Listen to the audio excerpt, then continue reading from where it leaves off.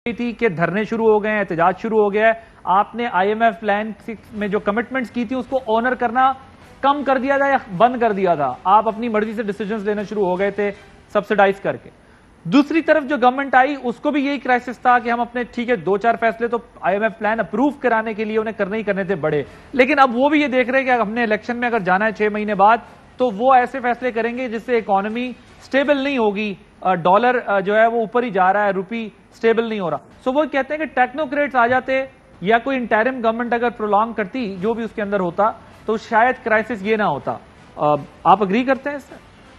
देखिए, एक तो हमारा और इनका फ़र्क ये है जो कि दो कंपैरेबल नहीं है। हमारा तो देखिए मॉडल ये था, हम प्रो पुअर पॉलिसी थी जिसकी वजह से हमने कल जो है किसी प्रोग्राम में मैंने कहा ये पढ़ के सुना दें अवाम को पता चले कि इमरान खान ने अवाम की मफाद में फैसले किए और फिर आप नेगोशिएट कर सकते हैं आईएमएफ के साथ। जिस तरह भी पिछली दफ़ा भी डॉक्टर साहब ने बताया था कि इमरजेंसी फाइनेंशियल फैसिलिटी हमने एक्सटेंड करवाई आईएमएफ से।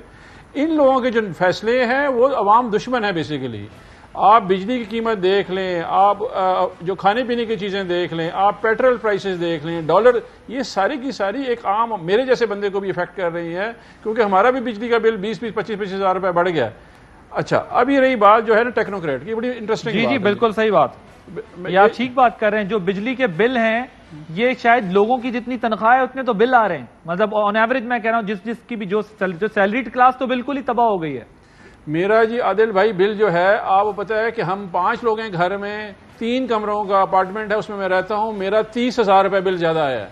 वही लोग हैं, वही एक साल में 30,000 रुपये का फर्क है, तो ये बनता है। अच्छा जी, मेरा भी इत्तेफाक से 30,000 ही ज्यादा है, आपका मेरा गम एक ही जैसा है। अच्छा, अभी ये है, अभी आप सोचें ये गरीब बंदे का कितना मुश्किल होगा उसके लिए जिसको 2 वक्त की रोटी खानी है। अच्छा, अभी पॉइंट ये जी जो हमारा इस वक्त जो सिस्टम है ना, गवर्नेंस सिस्टम, ये डॉक्टर साहब ने बिल्कुल बात ठीक बोली है।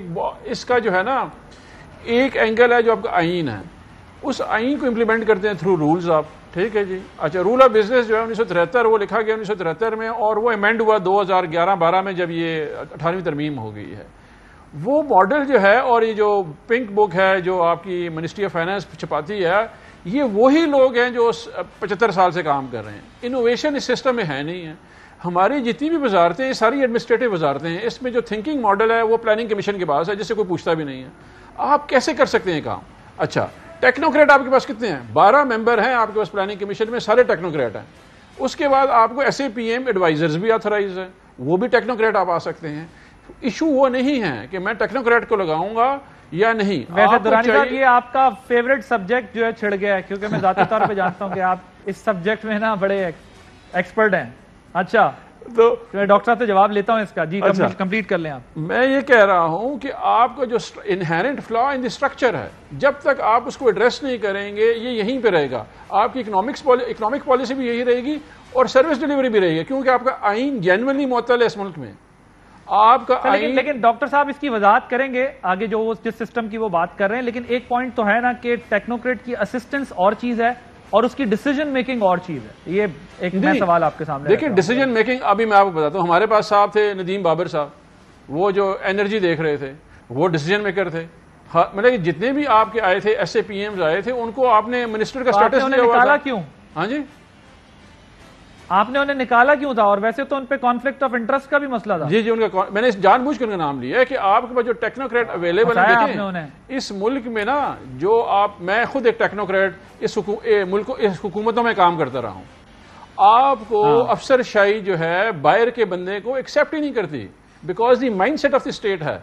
वो जो स्टेट का माइंड सेट है, जैसे ही पॉलिटिकल गवर्नमेंट उसको चेंज करती है उसको चलता बनाया जाता है कि जाएं खुदा हाफिज, इसी तरह। लेकिन अभी आप चले नाजरीन के लिए जरा और आसान करते हैं ना। अभी आप क्या कह रहे हैं? यानी टेक्नोक्रेट ज्यादातर हमारे यहाँ वो हैं जिनका कॉन्फ्लिक्ट ऑफ इंटरेस्ट आ जाता है, उनका जाती मफाद आड़े आ जाता है, इसलिए नहीं लाना चाहिए, या इसलिए नहीं लाना चाहिए कि जो पॉलिटिशियन है वो एक सपोर्ट से आता है, वोट से आता है, एक प्रोसेस से आता है, डिसीजन मेकिंग में उसी का रोल जो है वो सुपीरियर होना चाहिए, वही जो है फैसला करे कि एक आम बंदे को क्या चाहिए। क्या आर्गुमेंट आपका इसमें है? क्या मुझे अगर आप 1 मिनट देंगे मैं किताब का रेफरेंस दूंगा ताकि अवाम एजुकेट हो जाए।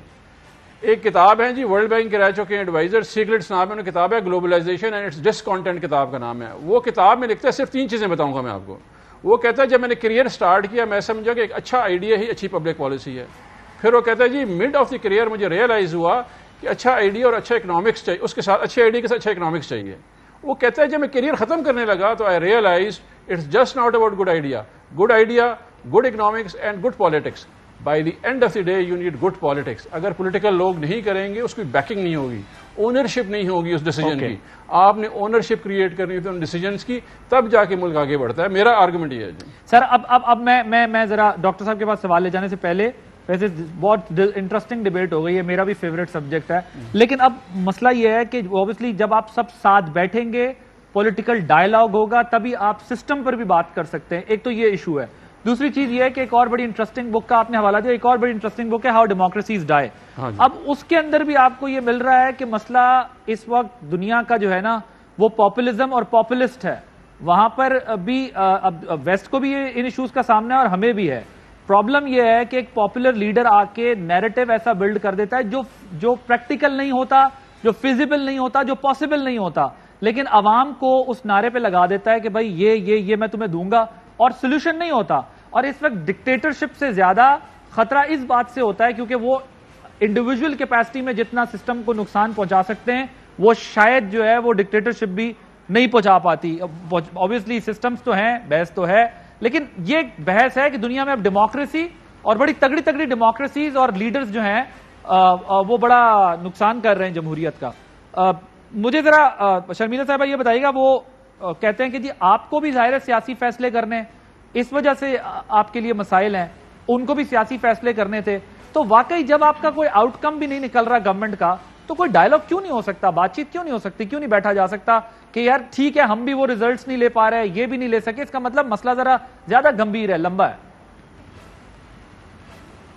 देखिए मसला तो है बहुत पेचीदा।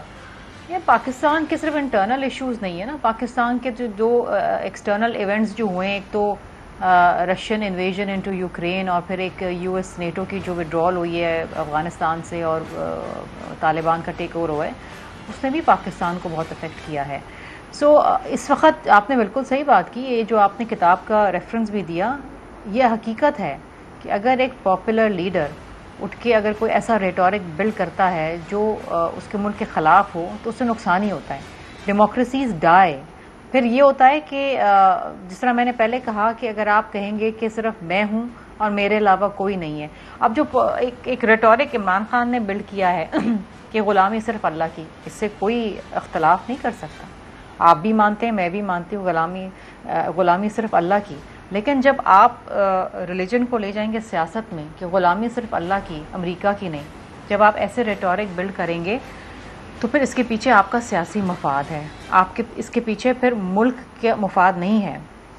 अनफॉर्चुनेटली इमरान खान अपनी इस पॉपुलरिज्म को बहुत अच्छी तरीके से पाकिस्तान के मफाद में इस्तेमाल कर सकते थे, लोगों को एजुकेट कर सकते थे। लेकिन शर्मिला साहब इसमें